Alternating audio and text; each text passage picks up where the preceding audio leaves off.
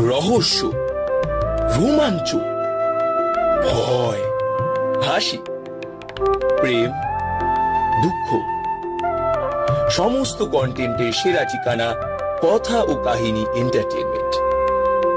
বিনোদনের নতুন অধ্যায়।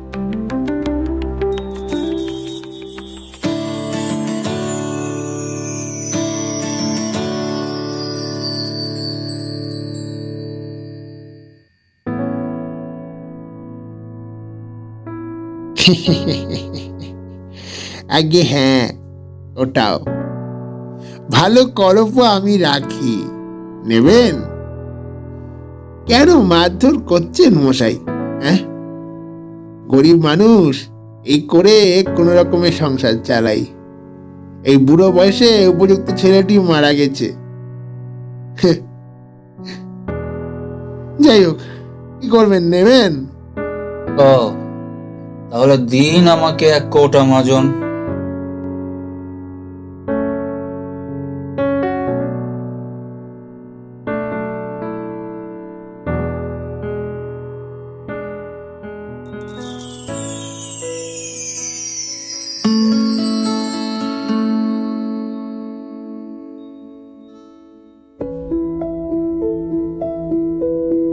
নমস্কার।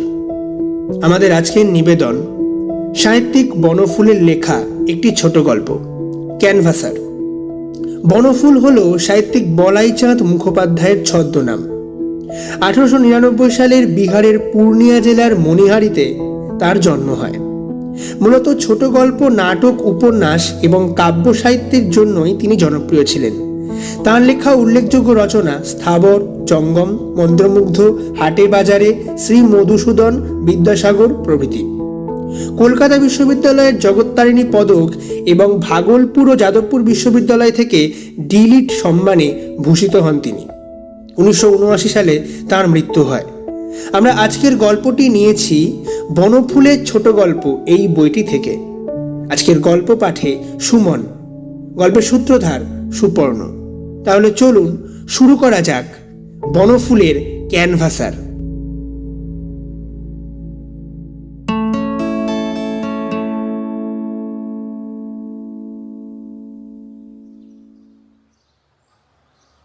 কলহের মূল কারণ অবশ্য কাত্যায়নী।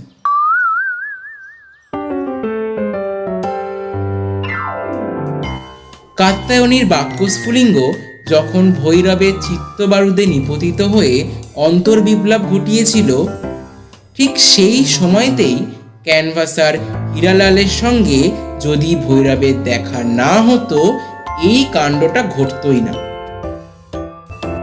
তাহলে চলুন ঘটনাটা সংক্ষেপেই বলি। কাত্যায়নীর অনেক দিন থেকে একটা শৌখিন শাড়ি কেনার শখ।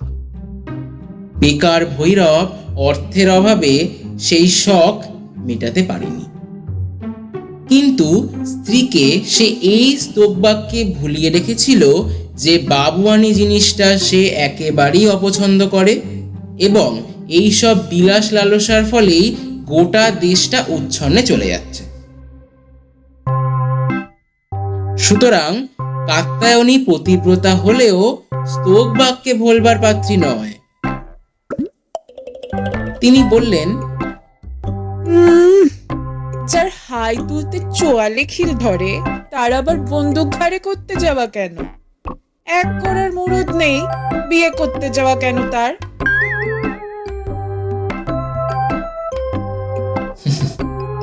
সত্যি এ এক নিদারুণ কথা বটে।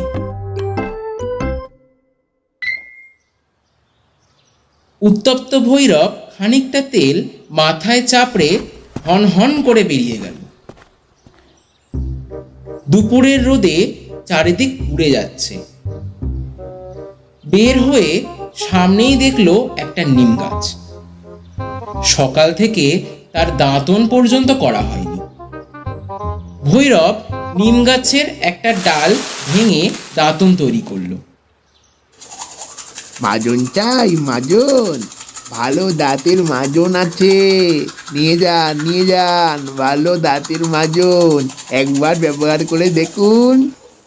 ভৈরব পিছন ফিরে দেখল একজন সম্পূর্ণ অচেনা ভদ্রলোক ছোট সুটকেস হাতে করে তার দিকেই চেয়ে আছে।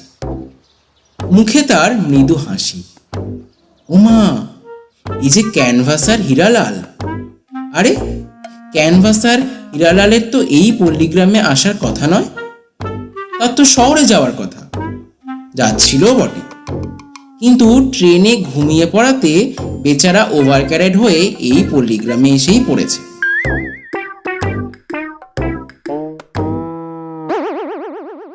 সন্ধ্যের আগে ফেরার ট্রেন নেই। যদিও বা কিছু বিজনেস হয়, এই আশাতেই বেচারা দুপুর রোদেও চারদিকটা একবার করে ঘুরে দেখছে। আরে, আপনি এখানে এলেন কোত্থেকে মশাই? মাজন আছে, ভালো দাঁতের মাজন। দাঁতের পোকা, দাঁতের গোড়া ফোলা, পুচপড়া, মুখে গন্ধ সব ভালো হয়ে যাবে। হ্যাঁ, ভালো মাজন আছে, নেবেন নাকি? তা তো আছে, কিন্তু আপনি এখানে এলেন কোথা থেকে সেটা তো আগে বলুন। এই পাড়াগায় আমরা একটু শান্তিতে আছি, আপনারা এসে জুটলেই তো। একগে ব্যবহার করে দেখুন না বাবু, ভালো মাজন। করছো? আগে না বাবু, ভালো মাজন, ব্যবহার করে দেখুন না। বাবা, আপনার দাঁতগুলি তো খাসা, এই মাজনই ব্যবহার করেন নাকি? আগে হ্যাঁ বাবু। ভৈরব একবার পিক ফেলে সামনের দাঁতগুলো বার করে নিমের দাঁতন ঘষতে আরম্ভ করল। বলাই বাহুল্য, দৃশ্যটা মোটেই সুন্দর নয়। তাহলে বাবু, মাজন নেবেন নাকি এক কৌটা দেব?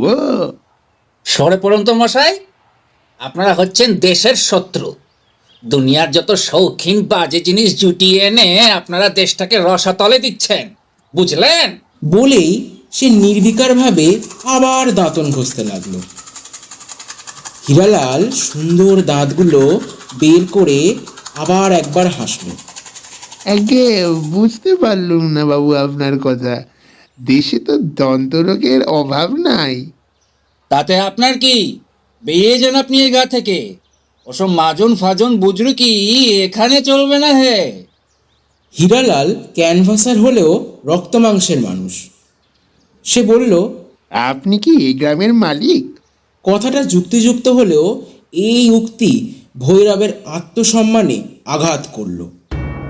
ভৈরব বেকার তা সত্য, তার পেটে যে বিদ্যে নেই তাও সত্য, কিন্তু তার গায়ে প্রবল শক্তি আছে। যদিও সে গ্রামের মালিক নয়, সে তাকে কিন্তু গ্রাম ছাড়া করতে পারে। এই সব জুয়াচরগুলোই দেশের যত অপরিণামদর্শী যুবক যুবতী আছে তাদের খেপিয়ে তুলছে। পেটের ভাত জোটানোই দুষ্কর, তার আবার দাঁতের মাজন।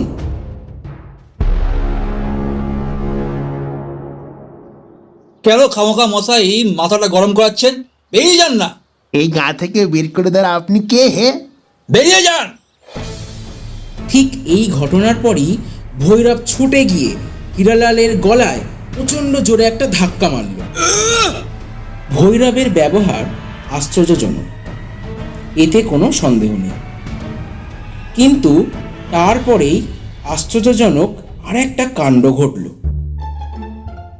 ধাক্কা খেয়ে হীরালাল সঙ্গে সঙ্গে ফোকলা হয়ে গেল। তার বাঁধানো দাঁত কপাটি সোজা ছিটকে মুখের বাইরে বেরিয়ে এলো। ভৈরব অবাক হয়ে তার কালো কুচকুচে গোফ জোড়াটার দিকে তাকিয়ে আছে দেখে হীরালাল একটু হেসেই বলল, আগে হ্যাঁ, ওটাও ভালো কলপও আমি রাখি, নেবেন? কেন মারধর করছেন মশাই? হ্যাঁ, গরিব মানুষ, এই করে কোনো রকমের সংসার চালাই। এই বুড়ো বয়সে উপযুক্ত ছেলেটি মারা গেছে। যাই হোক, কি করবেন, নেবেন? ও, তাহলে দিন আমাকে এক কৌটা মাজন।